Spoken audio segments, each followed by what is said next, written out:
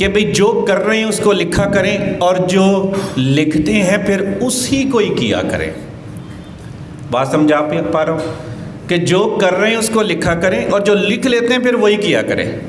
ये नहीं कि जब लिख लिया तो करें कुछ उल्टा। इसी एक चीज़ का नाम सिस्टम है। ये एक चीज़ आपको इतना पे बैक करेगी कि लोग इसके लिए लाखों रुपए लगाते हैं। लोग इस सिस्टम को लेने के लिए लाखों। ये जो अभी मैं आपको बात बताने लगा हूँ, ये बात इतनी मुश्किल नहीं है, लेकिन लेंथी है काम। ये मुश्किल नहीं है, लेंथी है। आप स्टार्ट करेंगे तो थोड़ी सी एफर्ट से ये ख़त्म हो जाएगा, टाइम टेकिंग है, लेकिन एक दफ़ा आपने कर लिया तो इस तरह के 3 प्रॉब्लम और बहुत सारे प्रॉब्लम आपके सामने नहीं आ सकते। मसलन पहला प्रॉब्लम क्या है बड़ा, कि आप अपने अदारे से बाहर निकलें और अदारे को 0% भी कोई नुकसान ना पहुँचे। होता है ना, आप ट्रेनिंग में आते हैं, आप कहीं शादी में फतीदगी पे जाते हैं तो आपको ये डर होता है कि पीछे से मसाइल ना आ जाएं, लेकिन इसके करने के बाद मसाइल नहीं आएंगे, गारंटेड। वो जैसे गोल सा नारा लगा के गारंटेड लिखा होता है ना, ऐसे वाला गारंटेड।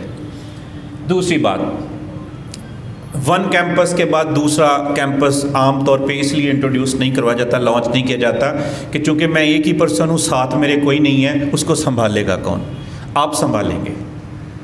और आप इसके भी अंदर बैठ के नहीं इसको संभालेंगे, बाहर आप चल फिर के संभालेंगे। हाउ, कैसे? और तीसरी बात जो बड़ा थ्रेट होता है कि प्रिंसिपल साहब 12 साल से, ये प्रिंसिपल्स के लिए जैसे ख़तरनाक बात है, प्रिंसिपल साहब 12 साल से काम कर रही थी, प्रिंसिपल साहिबा या साहिब, तो वो गए तो स्कूल 1 साल के अंदर बिल्कुल डाउन हो गया, और डाउन होने के बाद बहुत सारे तो बंद हो गए। ऐसी एग्जांपल मुझे तो बहुत सारी मिलती हैं, आपके कुर्ब जवार में भी ऐसी एग्जांपल मिली होंगी आपको, मुझे तो बहुत सारी, मैं तो जानता भी हूँ ऐसे बहुत सारे पर्सन्स को जिनके साथ ये हुआ। अच्छा, उसमें कसूर प्रिंसिपल का नहीं है, उसके जाने का नहीं है, क्योंकि वो उसका जाना तो मतलब कोई नेचुरल भी हो सकता है, मतलब डेथ हो जाती है किसी की, मतलब कोई छोड़ के ही जाए तो जाए, ये तो ज़रूरी नहीं है, किसी की शादी हो सकती है और सर्टन मसाइल हो सकते हैं। तो इसलिए वो वाला अननेचुरल, वो वाला नेचुरल अननेचुरल नहीं है, मतलब। लेकिन आपने अगर उसका अल्टरनेटिव नहीं इख्तियार किया तो वो बात जो है ना वो ज़्यादा ख़तरनाक है। अब उस ख़तरनाक बात का हल क्या है, वो हमारे पास है, ये वाला। पढ़ा क्या है हमने? SOP। हम SOP बनाना सीखेंगे चाय के कप से, जो कि आप पी चुके हैं, लेकिन अब आपको इसका अंदाज़ा हो गया होगा। अच्छा, ये चूँकि आसान है, मैं आपको आसान तरीके से, मेरे पास इससे कोई आसान मसाल थी नहीं कि, और मैं अगर बात करूं तो शायद किसी और चीज़ को बनाने की तो मर्द हजरात उसमें शायद इतने ज़्यादा वेल वर्स ना हो, लेकिन चाय तो तकरीबन बना लेते हैं लोग। कौन सी? एग, हाँ वो भी ठीक है, हाँ वो भी ठीक है, वो भी ठीक है। अच्छा, लेकिन एग बॉयलिंग आमतौर पे लोग करते नहीं। चाय तो बड़ी रूटीन है ना कि हर कोई बनाता है, जैसे मैं बना लेता हूँ, मुझे उसमें काफ़ी ज़्यादा, और इस तरह बहुत सारे और भी लोग बना लेते होंगे। तो इसकी मदद से मैं आपको समझाऊंगा क्या, स्टैंडर्ड ऑपरेटिंग प्रोसीजर, उन 3 मसाइल का हल और इस तरह के बहुत सारे मसाइल का हल। चाय किसको अच्छी बनानी आती? आपको, मिस आलिया को। और जी, आपको चाय अच्छी बनानी आती, आपको अच्छी बनानी आती, आपको अच्छी बनानी आती है, महबूब साहब को अच्छी बनानी आती है। अच्छा, सिर्फ 4-5 लोग चाय? टीचर ये बात कहते अच्छे नहीं लगते कि, अच्छा आप पीने वाले टीचर हैं, बनाने वाले नहीं हैं। अच्छा, वैसे चाय के बारे में कहा जाता है कि जो अच्छी चाय पीता है ना, बना भी वही अच्छी सकता है। जिसका टेस्ट चाय अच्छी का नहीं है ना, वो अच्छी चाय बनाता भी नहीं, क्योंकि सारे उसका वो टेस्ट ही नहीं होता, जो मिले उसने पी लेना है। अच्छा, अब आपका क्या नाम है? निम्रा। अच्छा जी, आप चाहते हैं कि आप अपने स्कूल में बैठ के मिस निम्रा की जो टेस्ट वाली चाय है वो पिएं। मैं चाहता हूँ मैं फैसलाबाद में जाके मिस निम्रा के हाथ की बनी हुई चाय पीऊँ।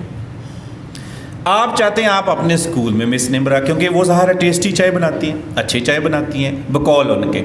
महबूब साहब चाहते हैं वो अपने स्कूल में बैठ के जो है ना वो चाय पिए मिस निम्रा के हाथ की बनी हुई चाय, बिल्कुल जैसे उसको यानी मिस निम्रा भी पिए तो कहीं अच्छा ये मैंने बनाई है ऐसी चाय, लेकिन वो कहाँ बने, अपने अपने जगह पे। तो ऐसा क्या मुमकिन है? इनकी ख्वाहिशात पूरी हो सकती हैं मासूमाना, जो सारे चाह रहे हैं अपनी अपनी जगह पे, हो सकती हैं? पूरी नहीं हो सकती। क्यों नहीं हो सकती? क्या? अच्छा नहीं वो चले वो उस लिहाज से हाथ नहीं, उंगलियां नहीं डुबो के देनी।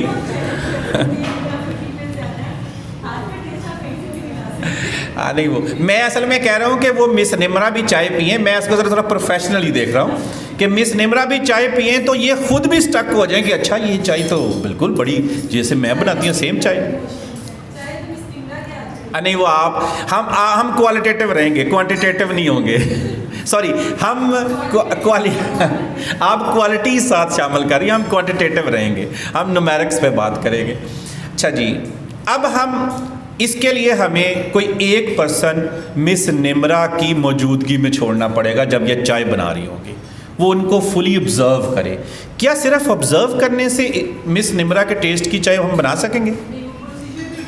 हाँ, उस प्रोसीजर को हमें पूरा ऑब्जर्व, उसकी माइन्यूट डिटेल्स को, और ना सिर्फ हमें ऑब्जर्व बल्कि लिखना पड़ेगा। कैसे? मसलन ये है स्टेप्स इन टी मेकिंग।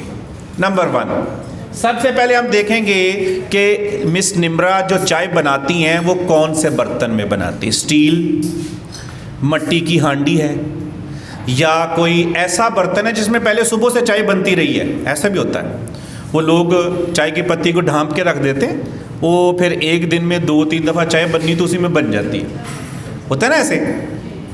तो वो उसका टेस्ट कुछ और आता है। जैसे आप बाहर से चाय पिए तो वो चाय वाला उसको दिन में 1 दफ़ा ही धोता है, चाय उसमें 100 दफ़ा बनाता है, वो उसका टेस्ट कुछ और है। तो ये हमें देखना पड़ेगा मिस निम्रा क्या करती। अगर हमने साफ़ सुथरा बर्तन ले लिया तो मिस निम्रा की जो चाय है उसका टेस्ट नहीं आएगा उसमें, अगर वो साफ़ सुथरा बर्तन इस्तेमाल नहीं करती तो।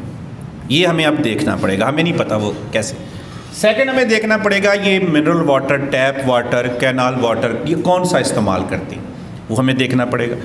तीसरी चीज़ हमने देखना पड़ेगा वो टपाल है, सुप्रीम है, खुली चाय है, या पेशावर से कोई कहवा इसमें इस्तेमाल करती हैं, या उसमें कोई एडिशन करती हैं, वो देखना पड़ेगा कि वो स्पेशल टेस्ट तक आए। अच्छा, उससे अगली चीज़, सिर्फ इन इंग्रेडिएंट्स को देखना काफ़ी नहीं होता, इनका आपस में मिक्स किस टाइम पे कौन सी चीज़, ये बड़ा अहम होता है। इसको भी देखना पड़ेगा कि ये पहले, कुछ लोग होते हैं कहते हैं भाई आप अगर 1 गिलास पानी का लिया उसको आधा कर लो पका पका के चाय की पत्ती के अंदर, फिर जो है ना वो असल पत्ती का टेस्ट पानी के अंदर आएगा। और उस वक्त तक चीनी ना डालो जब तक गिलास पानी का आधा ना हो जाए, फिर चीनी डालो। कुछ लोग शुरू में डाल देते हैं, तो हमें देखना पड़ेगा ये कैसे करते हैं। उसके बाद फिर शुगर यानी कौन सी है, गुड़ डालते हैं, ये वाइट शुगर है या ब्राउन शुगर है, या कोई कैंडल वगैरह या कोई और चीज़, वो हमें देखना पड़ेगा। या हनी डालते हैं, हनी भी शुगर का सोर्स है। अच्छा, उसके बाद दूध वाइटनर है, खुला है, या डिब्बे का दूध है, या उसका गाय का है, या भैंस का, या दोनों का मिक्स है, या ये ग्वाले का पानी मिला दूध इस्तेमाल करती। अगर हमने खालिस इस्तेमाल कर लिया तो वो टेस्ट नहीं आएगा। इसलिए हमारा मकसद अच्छी चाय नहीं है, अब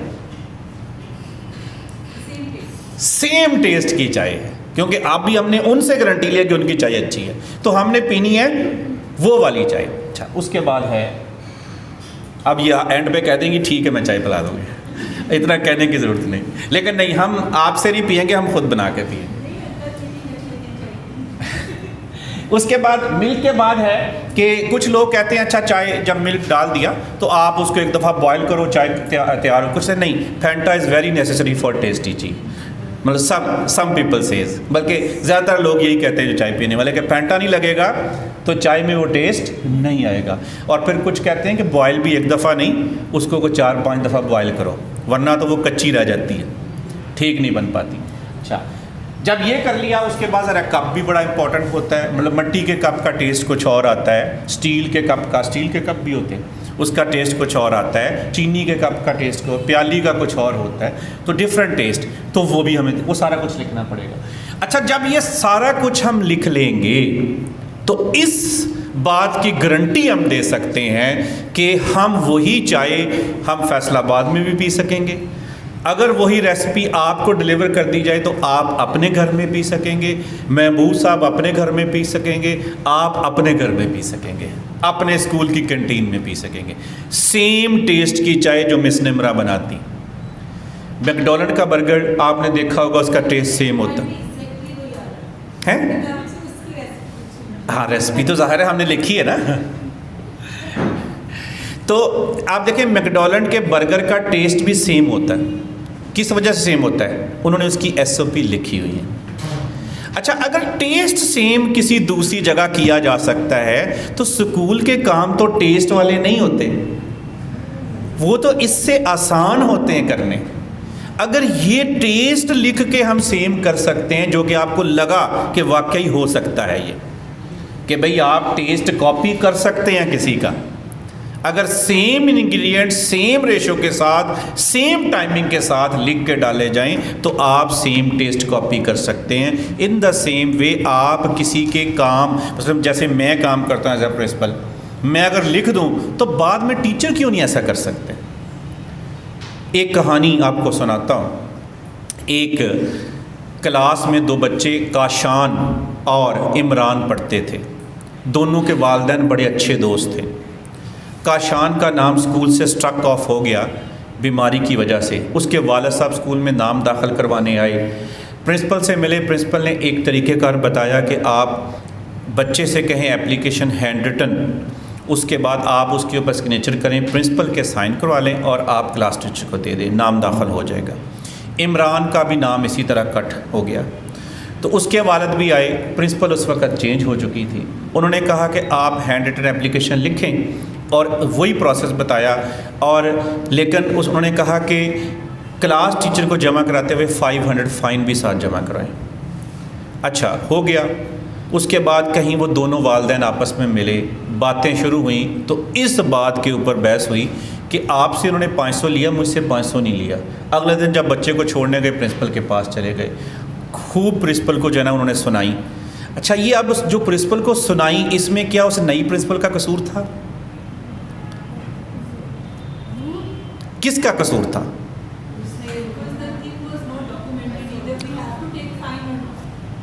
देखिए ना, उसके जहन में जो बात थी, उसके जहन में जो सिस्टम था, उसने वो बता दिया। पिछले के जहन में जो था उसने वो बता दिया। ना उसका कोई ना उसका कसूर। हाँ, पिछले का किसी हद तक कसूर है, उसने इसको डॉक्यूमेंट क्यों नहीं किया। असल में जो यहाँ चीज़ होती है, ये हम कर रहे होते हैं सारे के सारे काम, बल्कि इससे कुछ ज़्यादा ही कर रहे होते हैं। हम इंगेज होते हैं इन कामों में। असल सिर्फ काम यहाँ से इसको यहाँ पे लेके आना। और इसके मैं स्टेप्स बता देता हूँ आपको। एक SOP लिखने के कितने स्टेप्स होंगे, ये इसके 6 स्टेप्स होंगे। ये आपके इधर बना भी होगा है फॉर्मेट, उस पर आप लिख भी सकते हैं पेज नंबर 10 के ऊपर। ये 6 स्टेप हैं। नंबर 1, SOP का पर्पज़ क्या है। मतलब फ़र्ज़ करें हमने रीएडमिशन की ही SOP बनानी है। इसका purpose to clarify the method of readmission और द प्रोसीजर ऑफ रीएडमिशन, ये इसका पर्पस है। अच्छा, उसके बाद है प्रोसीजर क्या है। वही 4 स्टेप इसका प्रोसीजर है भाई। ये तो आपने जो भी तय कर लेना वही प्रोसीजर होगा। मसलन यहाँ पे हम 4 स्टेप वही के हैंड रिटन एप्लीकेशन, वालिद के साइन, प्रिंसिपल के साइन, और चौथा जमा कहाँ करवाई जाएगी, रिलेटेड टीचर को, फाइल में लग जाएगी। यही 4 स्टेप है, इन्हीं को लिखना है। और ये हम कर रहे होते हैं सारा का सारा काम। कोई नई चीज़ नहीं मैं बता रहा आपको, ये रूटीन में हम कर रहे हैं। अच्छा, उसके बाद स्कोप क्या है, यानी स्कोप, इससे फ़ायदा क्या होगा भाई। इससे फ़ायदा वो जो एबनॉर्मलिटीज़ हैं, जो इससे प्रॉब्लम या कॉन्फ्लिक्ट जनरेट होते हैं, so that we can not face conflict generated by readmission process which is not clear. ठीक है, कोई इस तरह की आप स्टेटमेंट बना लेंगे उसकी अच्छी सी बेहतरीन। अच्छा, उसके बाद रिस्पॉन्सिबिलिटीज़, कौन कौन जिम्मेदार है इसमें, क्लास इंचार्ज और प्रिंसिपल। बाकी तो कोई इसमें है नहीं रिस्पॉन्सिबल। जिनकी जिम्मेदारी। और उसके बाद रिकॉर्ड्स, क्या इसमें कोई रिकॉर्ड भी रखा जाएगा? वो जो प्रिंसिपल रखेगी, रिलेटेड टीचर रखेगी उन एप्लीकेशन का रिकॉर्ड। अच्छा, एप्लीकेशन को आप थोड़ा बेहतर करने के लिए आप उसका फॉर्मेट बना सकते हैं। आप ना हैंड रिटन लें कि भाई मैं हैंड रिटन में कोई कुछ लिखे कुछ लिखेगा, मैं चाहती हूँ ये चीज़ें सामने आएँ उसकी, तो आप उसका फॉर्मेट दे देंगे। ये फॉर्मेट है, वो फॉर्मेट क्लास टीचर से ले लिया जाए, उसी पे साइन करके वो दोबारा उसी के पास जमा कर दिया जाए। ठीक है जी। और उसके बाद डिस्ट्रीब्यूशन लिस्ट, चूँकि एसओपी जिन जिन पर्सनस से उसने जिनको अफेक्ट करना है, मसलन प्रिंसिपल को, वाइस प्रिंसिपल को, रिलेटेड टीचर को, उनको इसकी एक कॉपी दी जाएगी। इसको हम डिस्ट्रीब्यूशन लिस्ट कहते हैं। और लिखा जाता है इसमें कि इसकी डिस्ट्रीब्यूशन लिस्ट किस किस को दी गई है। उसमें लिखा जाता है प्रिंसिपल, वाइस प्रिंसिपल और क्लास इंचार्जेस। ठीक है, मैं समझा पाया हूँ बात? अच्छा।